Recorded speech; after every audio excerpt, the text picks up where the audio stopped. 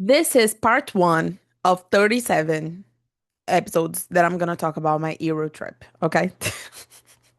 I'm kidding, it's not gonna be 37 episodes, but I have so much to talk about this trip because I was in Europe for the last 20 days that if you don't stop me, I will probably record a lot, film a lot of episodes about my trip.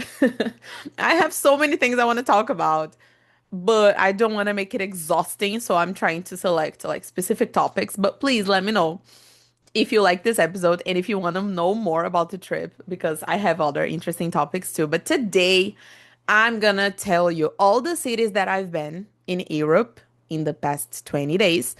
It was my first international trip, my first time in Europe, and I have a lot of things to talk about. This episode specifically, I'm gonna rank the cities that I've been to. So in total, I've been in six cities.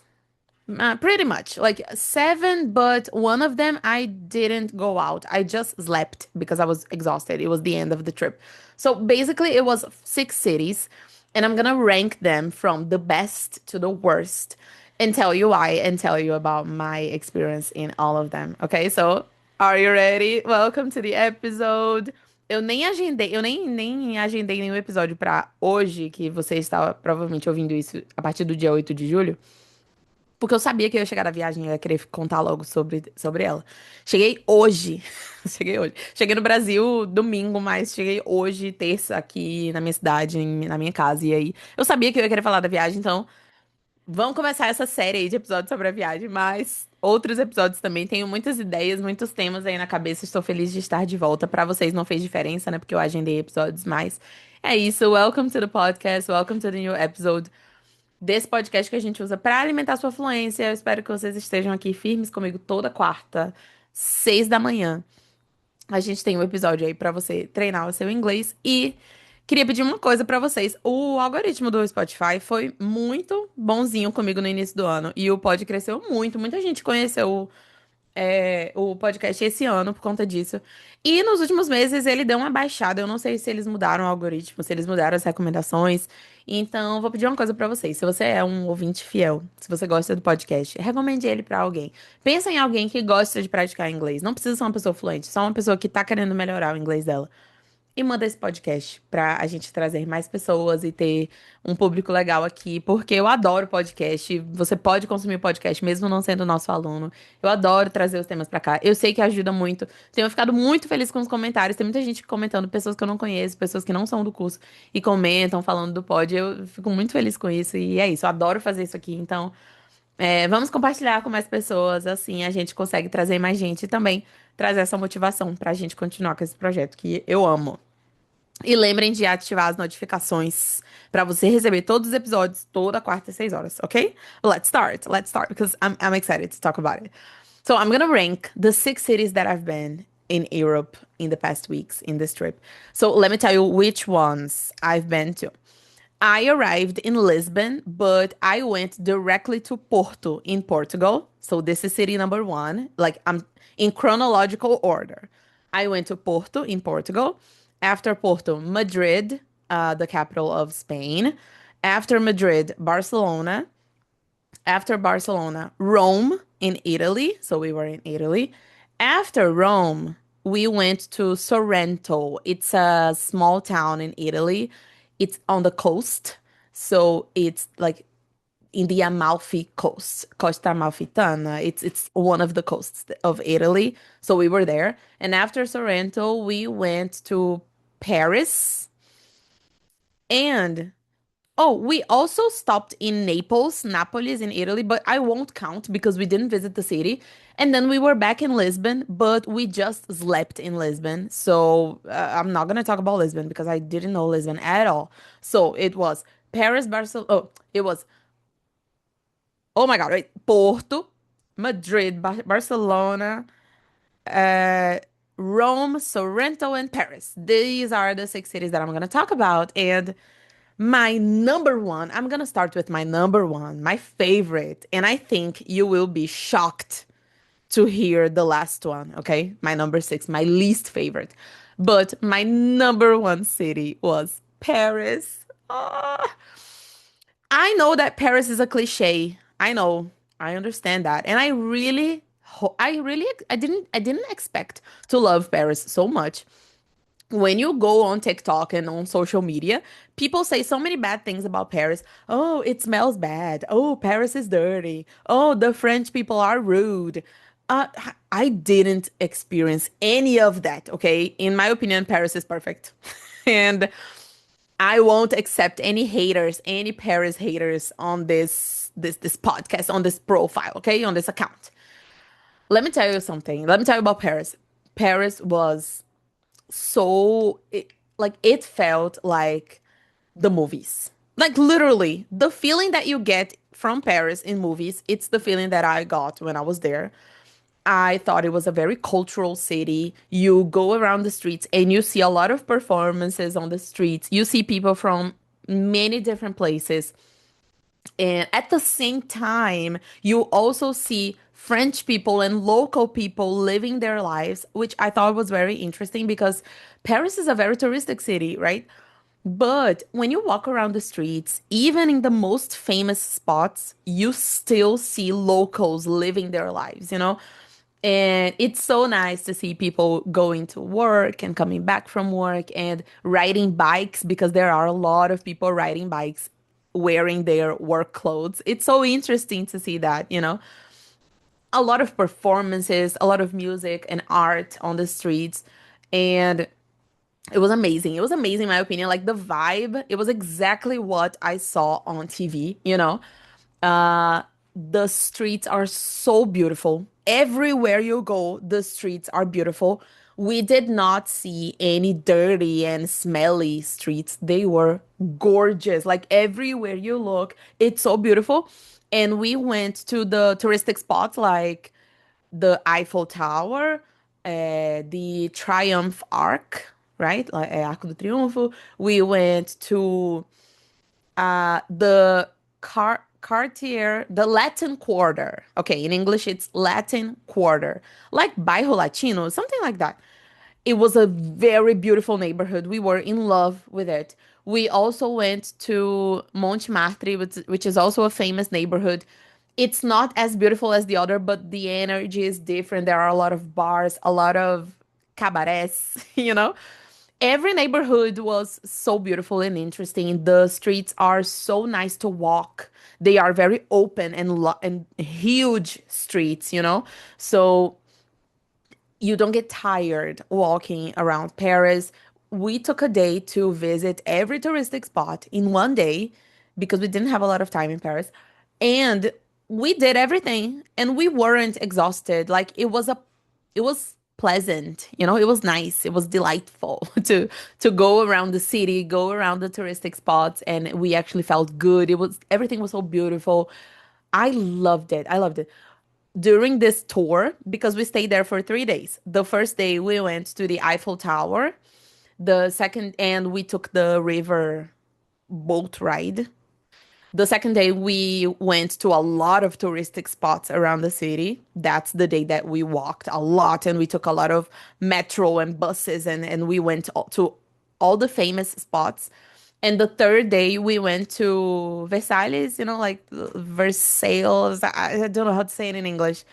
We went to the Versailles Palace. Yeah.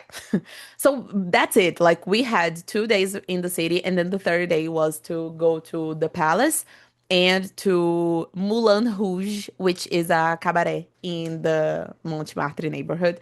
So it's a nice city to go around and see the places. The places are so beautiful, you know? I feel like Paris is classic. It's a classic city. It's a very European city. It's exactly what you imagine about Paris. But at the same time, it is a very cosmopolitan city, you know?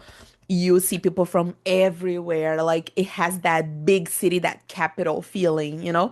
I loved it because it's like the best of both worlds. And I had a feeling that there are so many things to do in Paris and we didn't have enough time. Like I am seriously considering going back to Paris and stay there like 1 week because you can actually experience the city. You can go to the theater, you can watch musicals, you can see the art. Like Paris has Paris is very strong on art, right? You have Louvre, and we weren't able to go to the Louvre Museum, but not only that, like you have so many beautiful places, so many artistic places, and so many theaters too. I was very interested to see the art there, and I think that I would totally go back and stay 1 week. It's that type of city that you have a lot of things to do, but I would consider buying these performances and theater and blah blah before you go, in advance. So to like you could prepare yourself to do one thing every day, right? So buy tickets for this and buy tickets for that. Like every day do something different, but also take like 2 days to or 3 days maybe to go around the city, go around the touristic spots. It's a nice city to walk in.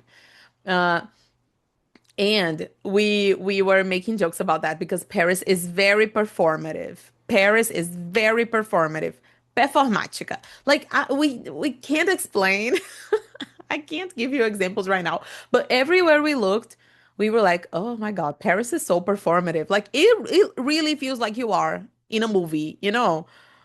It's funny because it doesn't feel like a real city. I don't know. I can't explain. That's everything I have to say.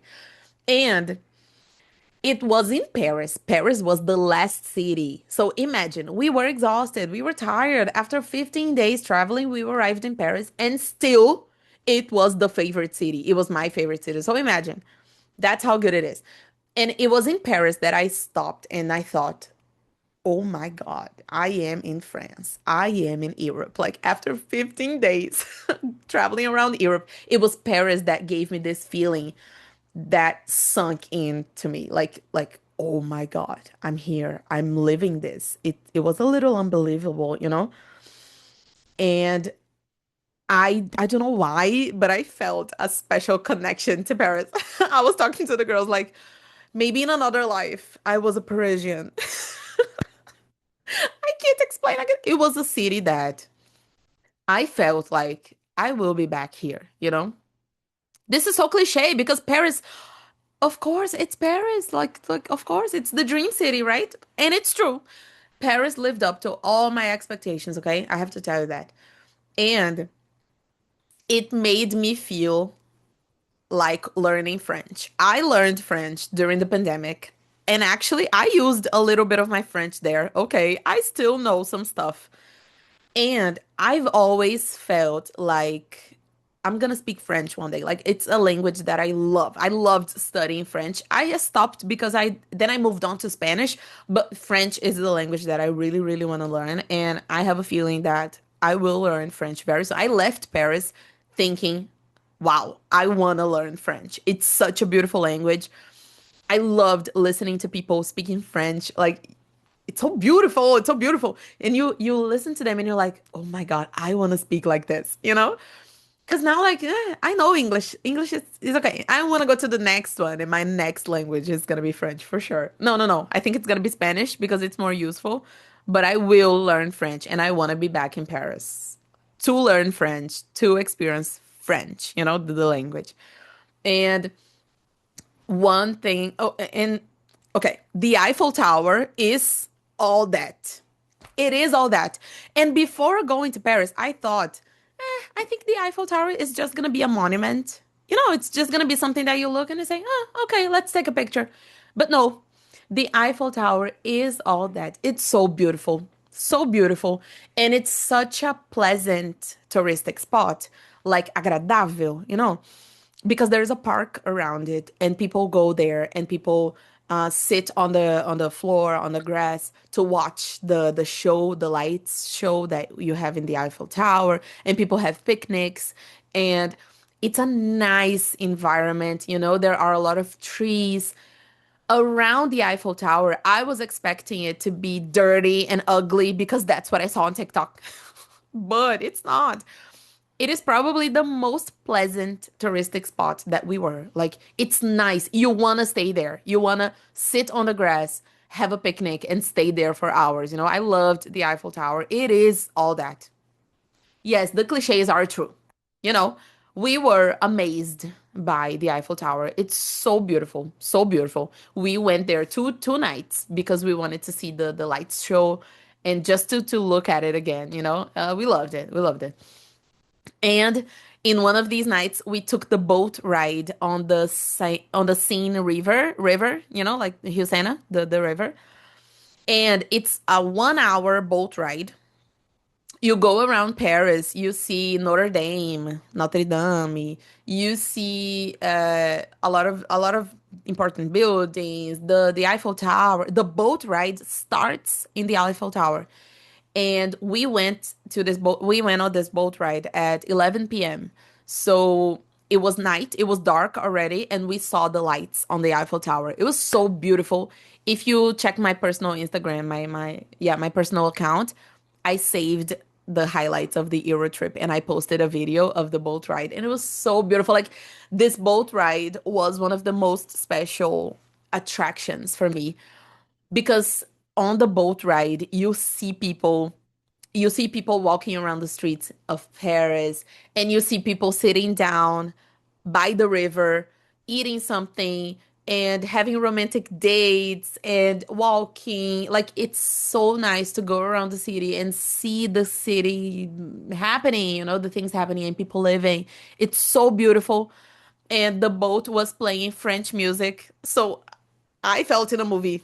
Okay. I know it's a cliche, but it's a cliche that lives up to to its expectations, okay? I gotta say. The boat ride was really special for me. It was a moment that I stopped and I thought, I'm living a dream. Like, yes, I'm living a dream. And it was amazing. It was an amazing feeling. The city feels so nice at night and on the boat ride. Oh, it's amazing. Amazing. Amazing.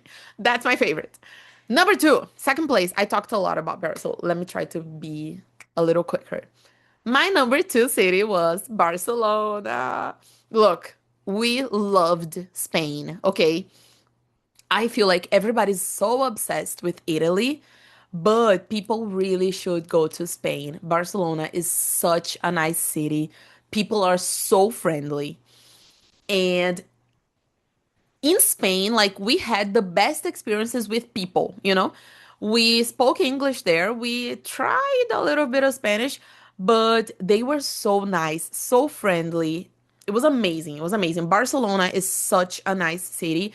You see all these different people from many different places, many different cultures. You see a lot of stylish people, you know, people that wear different clothes and people with different styles, you know. You feel like you are in a big city because you see a lot of young people. There are a lot of students there, a lot of foreign students, students from other countries, right? Very young people, free people. Like, it's a city that feels very cosmopolitan, very yeah, like, it feels like a capital. And Barcelona is not the capital, but it felt more like a capital than Madrid, you know? You see many different people, free people. Like, I don't know, it's a nice feeling, and people are so friendly. I don't know. It was an interesting city, you know. It was nice to walk around the city, and it was so hot, but it was so nice to see Barcelona.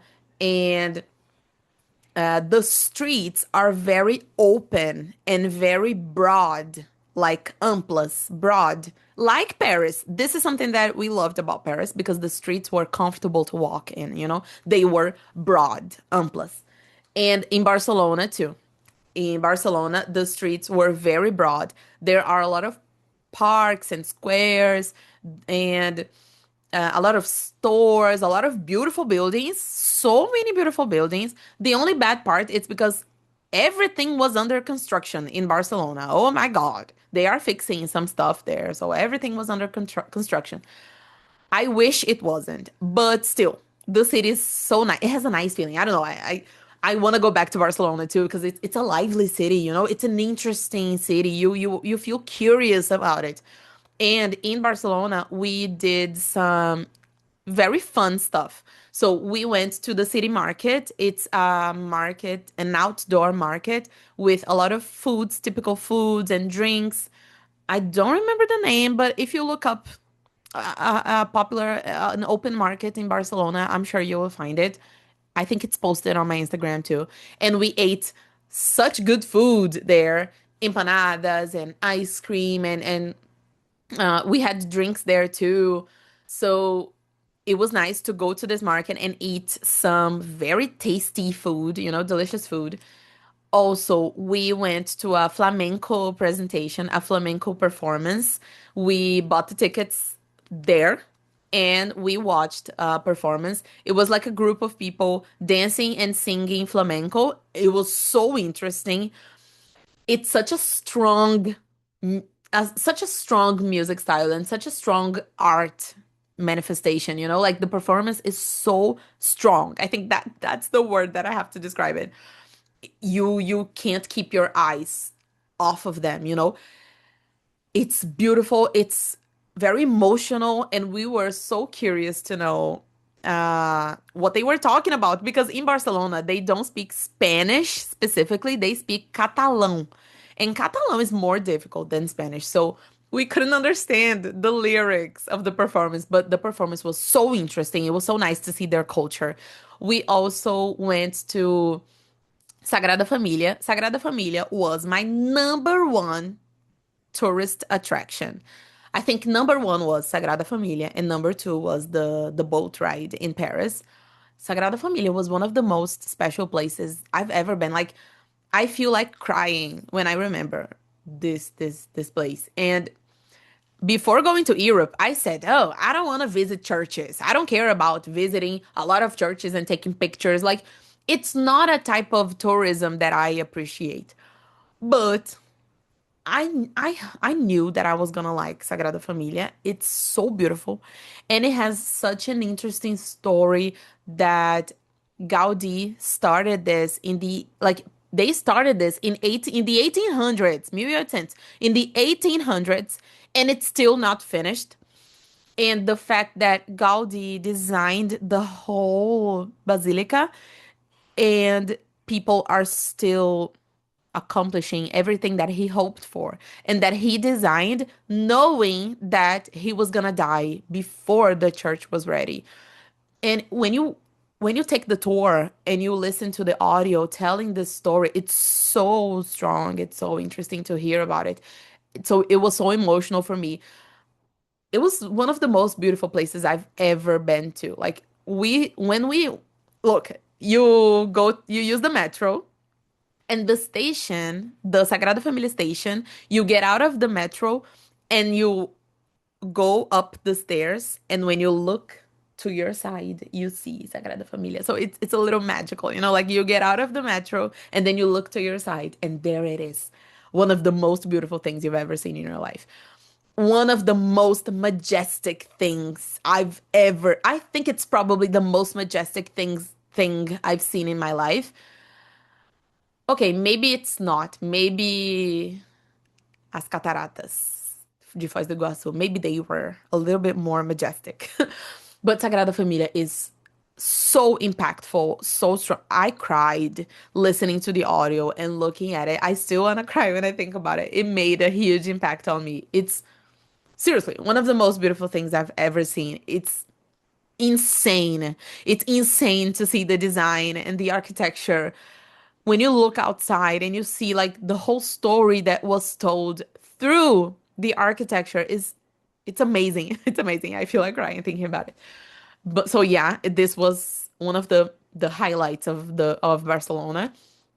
And another thing that we did was a boat ride through the coast because Barcelona has beaches, right? We went to the beach. So yes, we had a beach day. It was really nice. And it was a topless beach and we didn't know. So it was funny to have that experience. But on another day, we took a boat ride on the coast and we could see the city, we could see the sunset on the boat ride. It was so beautiful. Again, if you see my personal Instagram, you will see the videos that I filmed. The sunset was amazing. It was amazing to see the city darkening and amazing. Like I also, with Barcelona, I also feel like I need to go there again and spend more days because there are a lot of things to do. And it's a nice city. It's lively, it's exciting. Paris is a little more classic, it's romantic. Paris is really romantic, it's true. Barcelona is a little more lively and exciting. It's a nice city to go with friends. We loved Barcelona. Now, my number three. Oh my God, this episode's gonna be so long. Stay with me. Stay with me. If you need it, pause the episode and continue later. But my top three now. Sorrento. Do you know what is Sorrento? If you're not on TikTok looking up everything about Europe, you probably don't know what Sorrento is. Let me tell you. Sorrento is a small Italian city on the coast, on the Amalfi Coast. So if you look up the Amalfi Coast, Costa Amalfitana, it's where Positano, Capri, these places are super famous, right? Positano and Capri, I feel like they are the most famous ones. And Sorrento is a small town on this coast, and what people do is you go to Sorrento, you stay in a hotel or a hostel in Sorrento, and from Sorrento you can visit Positano and Capri and in all the coastal cities and the nice, beautiful, amazing beaches there. And Sorrento, it's funny because everybody talks about Capri and Positano, right? And nobody talks about Sorrento. People just stay in Sorrento because it's cheaper. But I loved the city. I loved it. You feel a true Italian vibe. Okay, think about Italy right now. Think about the image that you have of Italy. The lemon, right? The Sicilian lemon, and the cozy streets, the small streets, the beautiful streets with I don't know, with gelato and this vibe that we imagine of Italy. Sorrento has this exact vibe. Exactly. So you really see beautiful streets. You really see the Italians living, the locals living. It's a small town in Italy. So imagine it's funny to see like o interior, in Italy. We were making jokes about that during this trip. Okay, okay, okay. Look, have you ever watched Call Me by Your Name? If you've watched Call Me by Your Name, you know what I'm talking about. It's a little bit of that feeling, a small town in Italy by the beach. People are nicer than the capital, okay? Because we were in the capital too. And in the city, you see local people living. We saw a lot of families, a lot of Italian people. And for me, if you are traveling to another country, one of the most interesting things you can see is people from other cultures living their lives, right? It's so interesting to compare your habits and to see how different they are from Brazil. And this is what I felt in Sorrento. I could actually see the Italians living. We saw a lot of families, we saw a lot of Italian people. We could actually understand how they live. And this is one of the most interesting things for me. I think it's really important to see with your eyes people from other countries living their lives. It gives you a very interesting perspective of how you live and how Brazilians live. And in Sorrento, I had that feeling. No, no, no, you won't believe it. In Sorrento, we saw a kid actually saying, Mamma mia, for real, for real. Like, not ironically, unironically. He was crying to his mother, and then he said, Mamma mia. And then we were like, oh my God, I can't believe we just saw that unironically in real life. So that's what I'm trying to say. Like, you actually see the classic Italian stuff. We saw this in the city. And the weather was nicer there. There are a lot of trees. The streets are so beautiful. It's a cozy city. If you want to have this cozy Italian vibe, Sorrento is perfect for that. The gelato was delicious. I was trying like three gelatos a day. The the restaurants are so cute, so cute. The Italian restaurants that we have this image in our minds. In Sorrento, you had that exact vibe. And the best souvenir stores. Of the whole trip, Sorrento has the cutest, the best souvenir stores. My favorite souvenirs came from Sorrento. And because it's Italy and the lemon thing, there are a lot of stores with the lemon theme. And you can buy a lot of things for your kitchen. I bought so many things for my kitchen because I'm in a new house, right? So I was very excited to put this Italian stuff in my decoration because they are so cute. The lemon, as a general, like as a whole, it's a very cute decoration. I loved the stores. Sorrento is also the city of the Italian leather é couro. So Sorrento, cor italiano, Sorrento is the city that you will see a lot of stores selling Italian leather purses and bags and wallets. So the stores are amazing. I loved walking on the streets and buying stuff and eating gelato and seeing the restaurants. It was amazing. We also went to the coast to watch the sunset. The sunset, it's probably the most beautiful sunset I've ever seen in my life. It was in Sorrento on the coast. You see the ocean and you can also see the volcano Vesuvius, the Vesuvius volcano in Pompeii.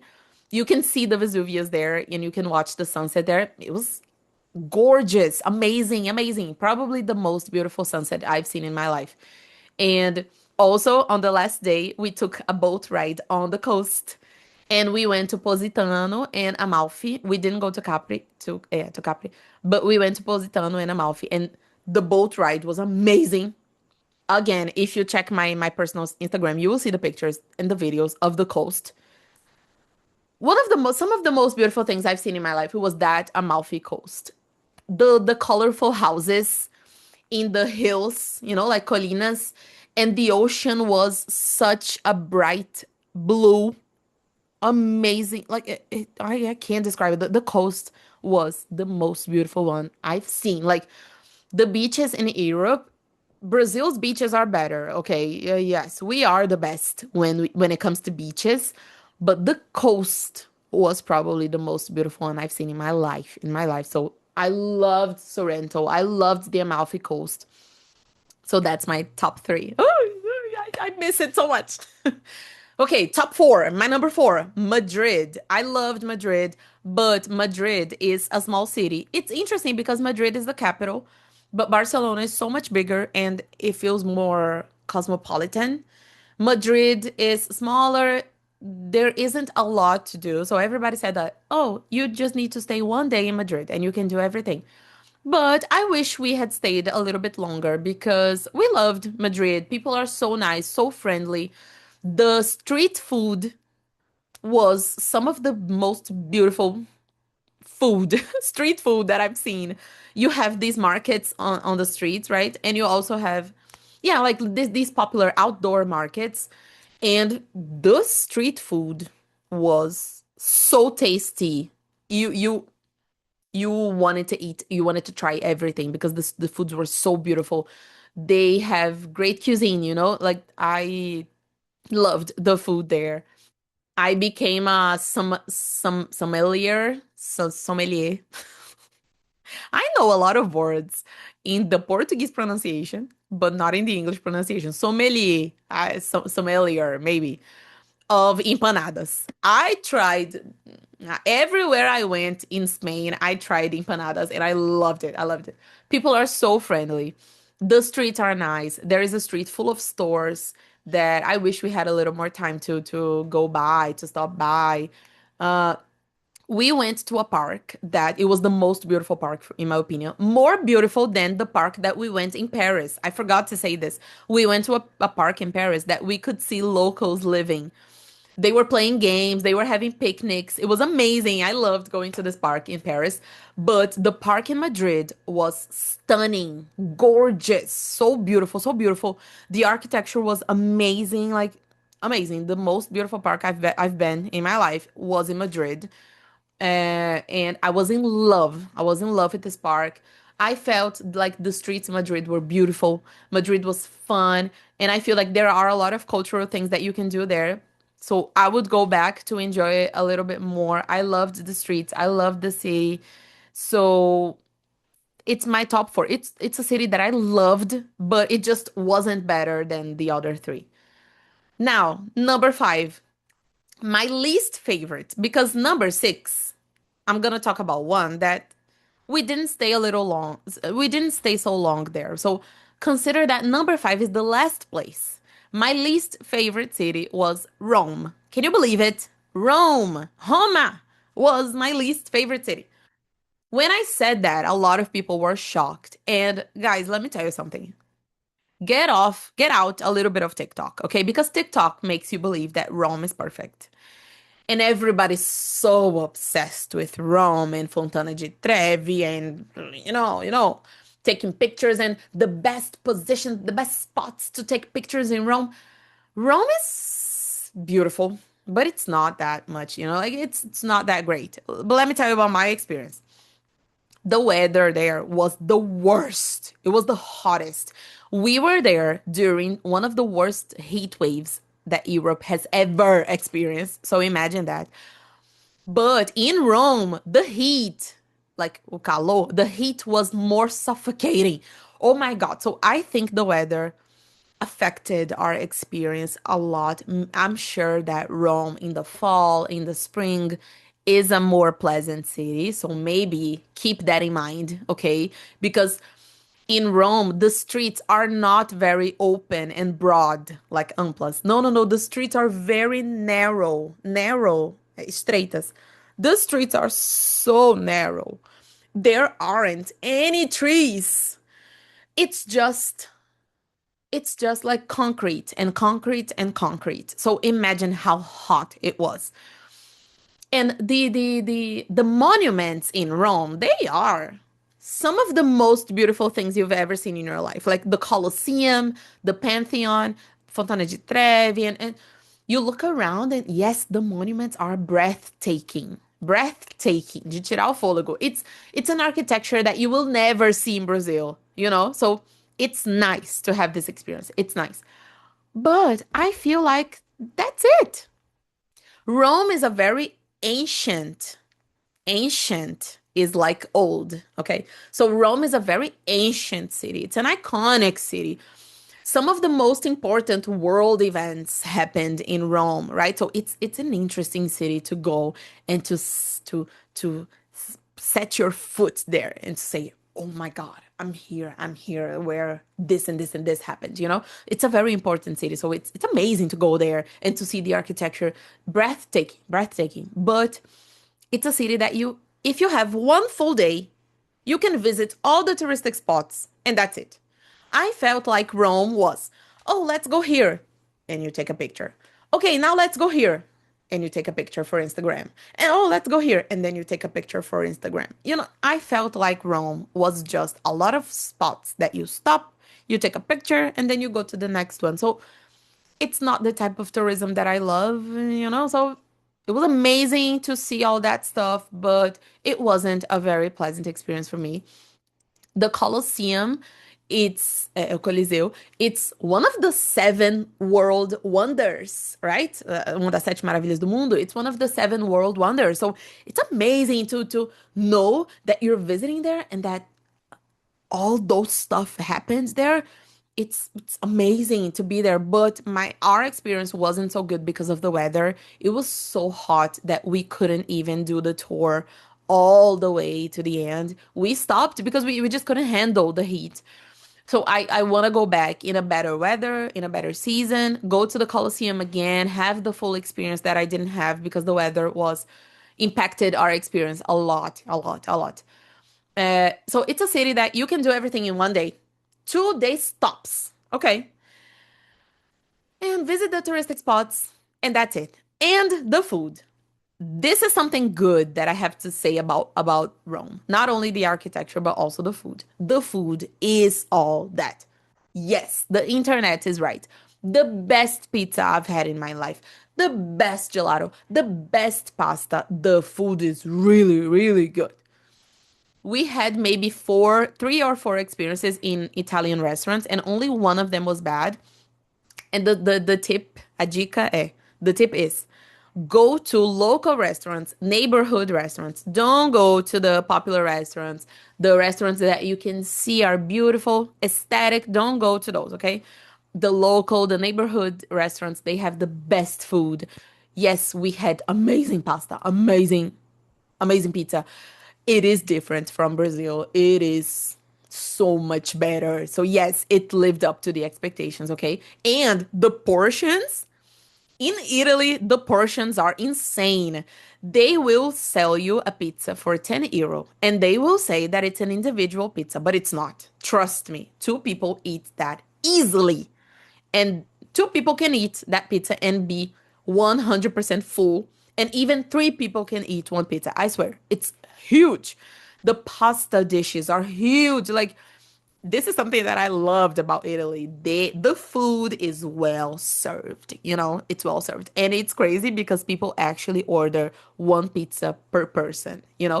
But then you looked at their tables and you're like, oh my God, how is this person gonna eat this by themselves?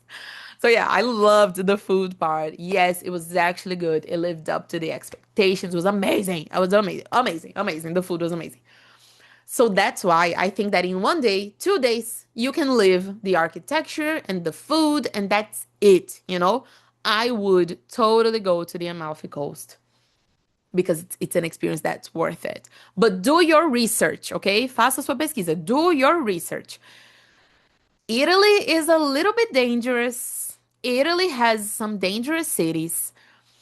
Italy has some rude people, okay? The Italians were rude, unpleasant, desagradáveis. I didn't like the Italians. They are, I'm sorry. I'm sorry if I'm offending someone saying that, but it's because the Italians, they don't have, they are not worried about being sensitive. So they are a little bit too straightforward. Straightforward. É aquela pessoa que é muito direta, que não tem papas na língua. They are very straightforward. They won't worry about being kind and being nice to you. So you have to go with this expectation, okay? People don't help you a lot. Like, some places are dangerous, some places are ugly. I'm not talking about the most important, the centers. No, no, no. I'm talking about, I don't know. I need to explain that better. But what I'm gonna say is, do your research. If you wanna go to the Amalfi Coast, do your research of the best way to go, the safest way to go. Okay, it's not because you're in Europe that it's not gonna be dangerous. Please. So yeah, I feel like Italians are tired of tourists. So if they see that you are a tourist, they will look at you with a terrible face. You will feel a little bit uncomfortable. They are not nice. I think they are just tired of tourists. And it's weird. The feeling in Rome is weird because it feels like it's a touristic city. You don't see normal people living. You don't see the locals. Remember what I said about Paris? Paris, you see a lot of tourists, people from every country, and also locals living their lives. In Rome, we didn't see locals. It was weird. It was everywhere we looked, it was only tourists. And we only saw Italians in the restaurants, working in the restaurants, and they weren't very pleasant. So, you know, I don't know. I didn't have a great experience in Rome. I would go back maybe in another season to try again. And actually, Malu, which was a wave teacher and has participated in other episodes here about Europe, she wants to film an episode of the two of us talking about Rome. She wants to compare our experiences in Rome. If you want to see an episode like that, please tell me in the comments because we were thinking about comparing our experiences in Rome and filming an episode about it. So if you want to see an episode like that, let me know, okay? And then the last city that I'm gonna talk about, it's not in the ranking. It's not in the ranking because we were there for only one day. And this day I was very sick. Very sick. I ate something. I think it was the trip. I don't know. I threw up, like vomited so much. I was so sick. So I couldn't enjoy the city like I wanted, which is Porto in Portugal. But in Porto, we saw a beautiful sunset. The river is so beautiful. The port is so beautiful. The sunset is amazing. I loved it. We went to a bridge that you can watch the sunset and see the river. The view is gorgeous, amazing, amazing. We were in love with the view. But and it looks like a very cultural city, people from everywhere. I feel like there are fun things to do in Porto. more than Lisbon. I was more interested in Porto than Lisbon, and a lot of people answered my stories saying that Porto is way better than Lisbon. So I want to go back there and experience it a little better, you know? But this part that we went to the river, we went to this bridge and we saw the sunset. It was amazing, amazing. It's a beautiful city. I want to get back there, but it's unfair, é injusto. It's unfair to put it in the ranking because I was sick. We spent 24 hours there. It wasn't enough, you know? So we went there to see a friend, a Brazilian friend that we have. Adriele, I think Adriele has like 2 episodes on this podcast. So we went there to visit Adriele. It was really nice to see her and she tried to do a little tour of the city for us. But unfortunately, I was very sick and I really want to go back there. I was very interested in Porto, and Porto has a very beautiful library that I'm so interested in seeing because it's so beautiful, it's gorgeous, very famous. So I was very curious. I'm really sad that I couldn't enjoy that day, but okay. That's it. And that's my final ranking. So just to sum it up. Paris is number 1, Barcelona number 2, Sorrento number 3, Madrid number 4. I loved Madrid, okay, but it's number 4. And number 5, the last one, my least favorite was Rome. So yeah, I can't imagine how long this episode is. Oh my God. I hope that the next ones are gonna be a little shorter, okay? I hope you enjoyed it, and I'm gonna stop here because that's enough. I will see you in the next one. Please let me know if you want to know more, what you want to know about this trip, because I can include in the next episodes. And if you like this episode, please let me know too, so I can keep doing this. And I hope you liked it. I'll see you in the next one. Bye.